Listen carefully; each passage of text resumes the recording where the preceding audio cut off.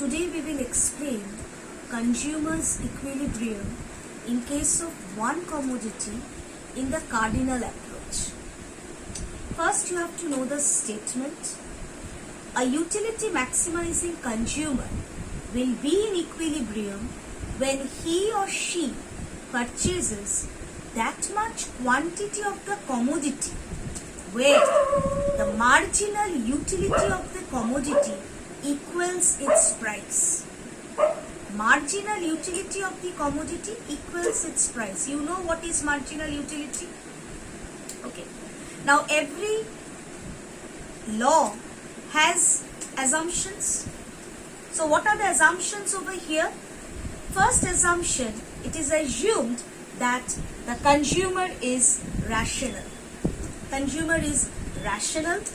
Rational means he or she aims at maximizing the utility from his or her purchases. Second, the utility approach makes the assumption of cardinal utility. Cardinal utility, you know, that utility is measured in numbers. Third, the law of diminishing marginal utility operates. You know what is law of diminishing marginal utility? Last week we have discussed this. Here, totally the assumption is based on law of diminishing marginal utility. Fifth, consumer's income is given and remains constant. Also, prices of other commodities are assumed to be given. So these are the assumptions. After the assumptions comes the explanation. You see here I have written assumptions, then explanation. Explanation means you have to explain in terms of a graph. Now you see, if you possess money which the consumer has to spend to purchase a unit of the commodity, and the commodity both gives him utility, he can either spend his money or he can keep it with himself. When you, suppose in the morning when you went out of your house, you had a 1,000 rupee note in your purse. That 1,000 rupee is giving you a satisfaction that you are possessing the money. You don't want to spend at that time because you don't need to spend on anything else. But you see, at the end of the day, you are very hungry. You are very hungry. So you want to have some food for yourself. So you go to a restaurant. There you have to spend the money. So during that time, what is happening? Spending the money will give you more utility rather than possessing the money in your purse. So if you go and if you buy any commodity, and if you see that the commodity which you are buying, the units of the commodity which you are buying, where marginal utility derived is greater than the price which you are spending, then what you will do? You will have a tendency to buy more because buying more will give you more satisfaction.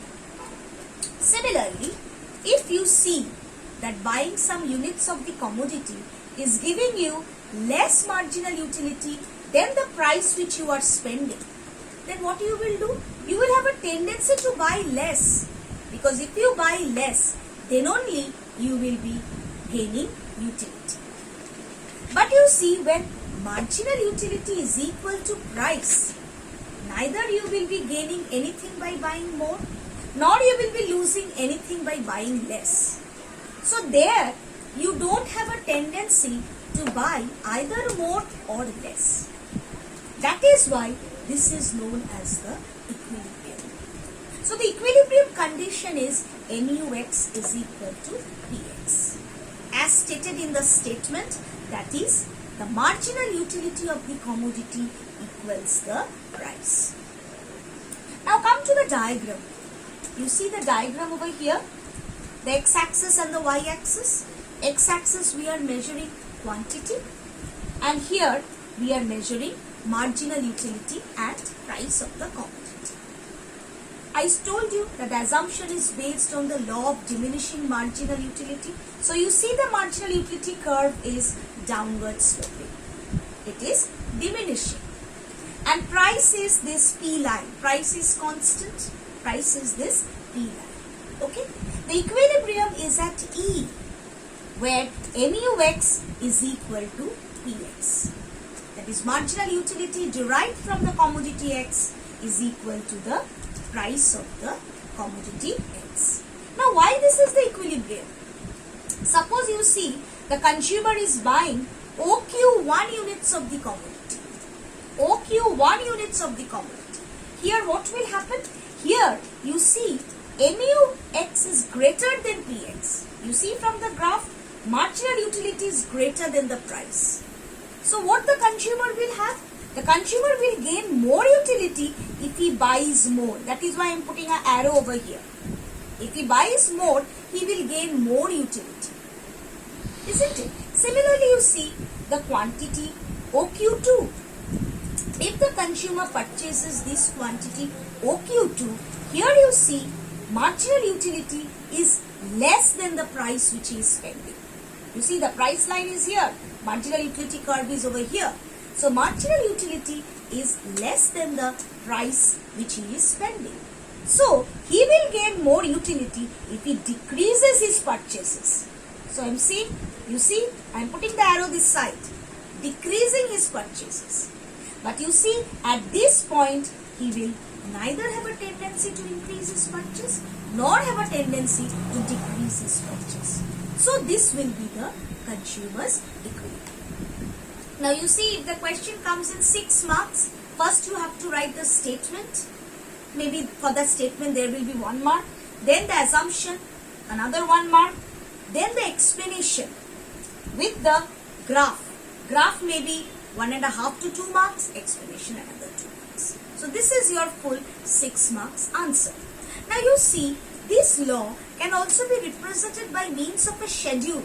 If you see your book, there you will see a schedule which is table 3.3 in your book. There you will be seeing units of shirt and marginal utility.